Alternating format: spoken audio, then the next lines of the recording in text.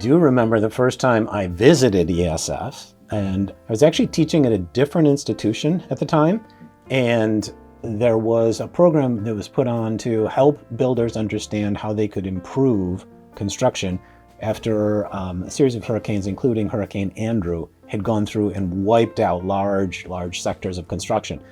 ESF was selected as the host institution in this region to help raise the level of construction understanding and improvement. And at the time I was teaching in a 2-year program, I was teaching hands-on construction, and I came up to ESF and brought our students. After that, I began studies for a PhD here at ESF. And so I was commuting at the time to ESF, but I got to know the faculty pretty well.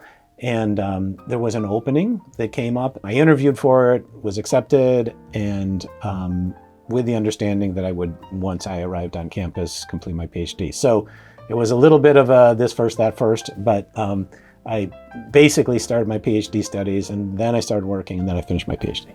So I teach classes for students at a number of different levels in the program. I teach a couple of courses that are introductory for the students. So the initial course they take in construction management is a course on light construction.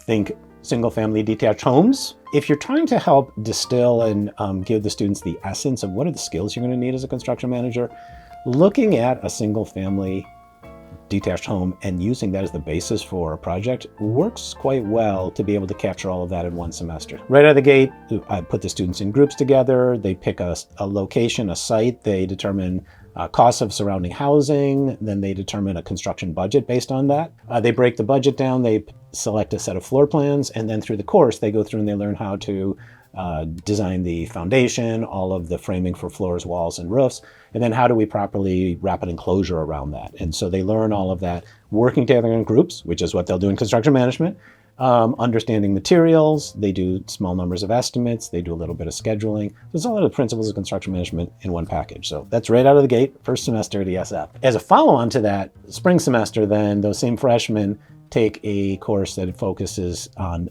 construction materials, and specifically for commercial construction. So in this, we're working with structural steel, we're working with reinforced concrete, we're working with masonry, light gauge steel, mass timber, and so those construction materials are taught both in a classroom setting, but also we have a weekly lab that goes along with it. In terms of my research, there's kind of 3 major areas that I'm working in. All of them fall under the broad category of decarbonizing the built environment. It's really thinking about how can we reduce the carbon impact of the activities. In the new building realm, I'm really working in 2 directions. One is in the area of structural materials. Traditionally, we have built most of our tall commercial construction using structural steel or reinforced concrete. Between the 2 of them, if you add them together, all the production of Portland cement for concrete, and then all the energy that's been used to produce steel since roughly the Industrial Revolution has accounted for about 15% of all of our greenhouse gas emissions. We have developed products that are using bio-based rather than steel and concrete, bio-based materials for large commercial construction.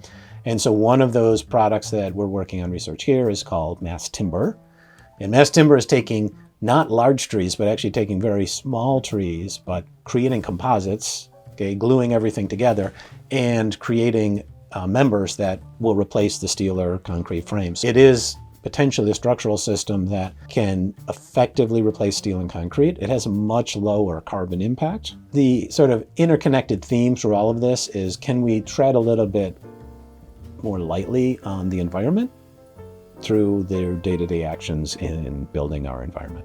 The reason I'm here, and the reason why I've been in education as long as I have, I think is really the just opportunity that I see in the students that I work with day in and day out. I think what draws the students to ESF isn't clarity about what exactly will it be like day 1 as a construction manager after they graduate after 4 years and they put all this into action, but rather, I know that I want to do a job where I have an impact. Part of me is very strongly connected to the environment. I want to make sure that my job helps to give us the wonderful environment that we want. You can see that no matter what else is going on with them, they appreciate sort of the opportunity to take on responsibility in a very professional sense. These are not people who are shying away from the work. These are people in many cases who don't know how to take the first steps of the work, and we're going to help them with that. But they're not shying away from what has to be done. And that to me is exactly the energy and direction we need for the future of the world.